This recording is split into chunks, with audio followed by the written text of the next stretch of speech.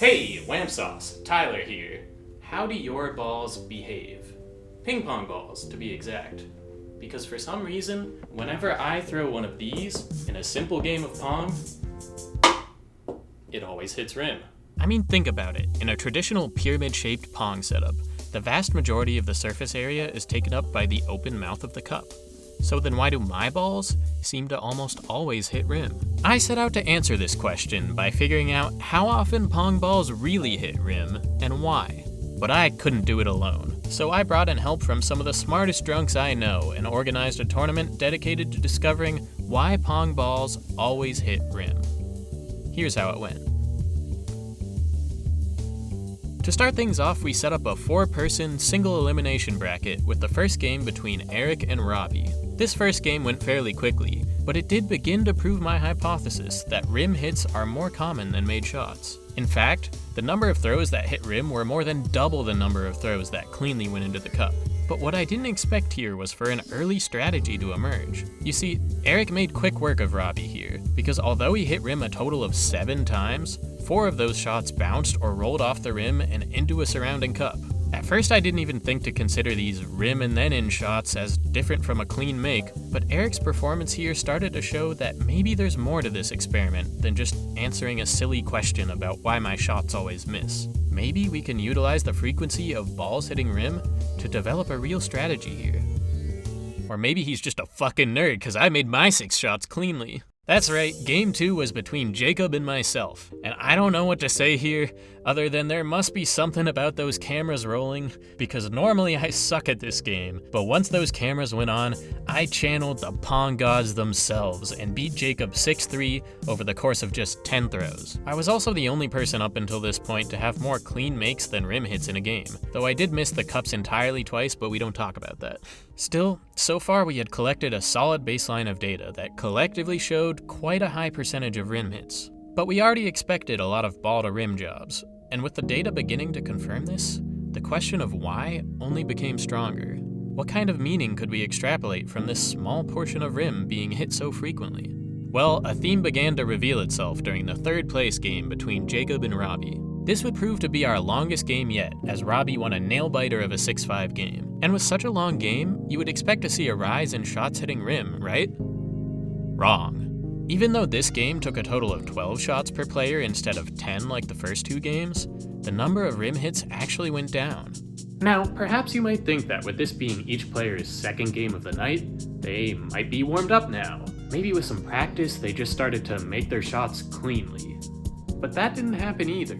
Instead, what rose was the number of shots that missed cups entirely. So why is that? Why does it seem that over the course of the tournament, rim hits lessen in favor of wild misses? This correlates with a phenomenon I refer to as being drunk. In scientific terms, by game 3 of this tournament, both players were plastered, so naturally their accuracy decreased, and decreased enough where even just hitting the rim of the cup proved to be a challenge. But enough about the losers, because what we're really here to find out is, does this phenomenon affect the winners? These are clearly 2 of the most skilled, athletic, attractive men in the country. Could they rise above and play an even cleaner, near-perfect game of Pong under these drunken conditions? Imagine that went in.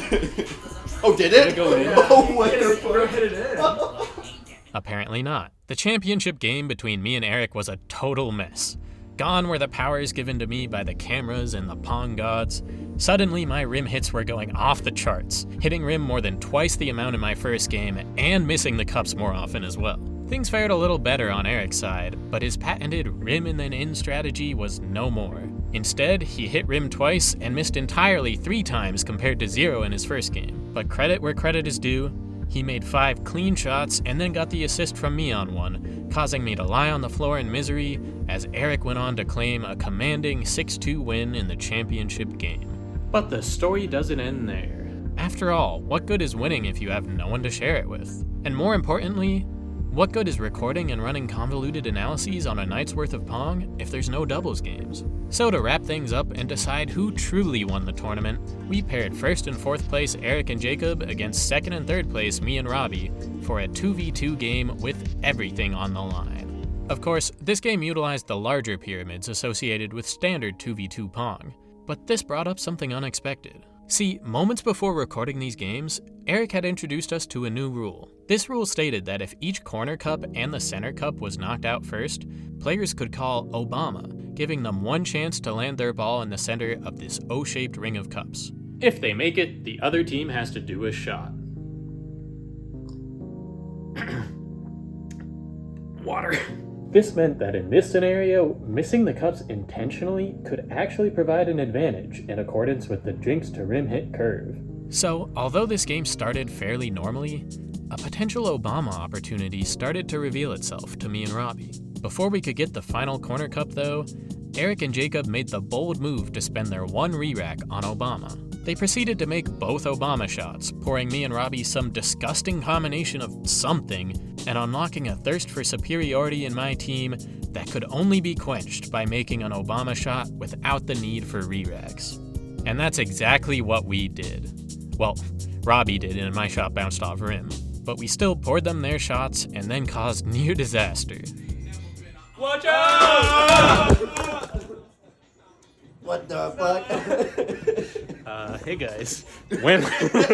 After somehow managing not to disrupt the game at all, we continued to play, no longer distracted by Obama, and proceeded to play a sloppy and confusing game where Eric and Jacob started celebrating with one cup left, a cherry tomato started getting thrown instead of a ball, and even after watching the footage back multiple times, I still can't tell who won. But it's fitting, isn't it?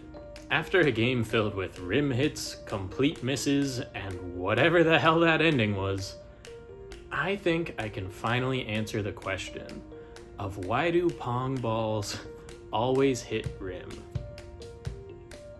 Because we're fucking drunk.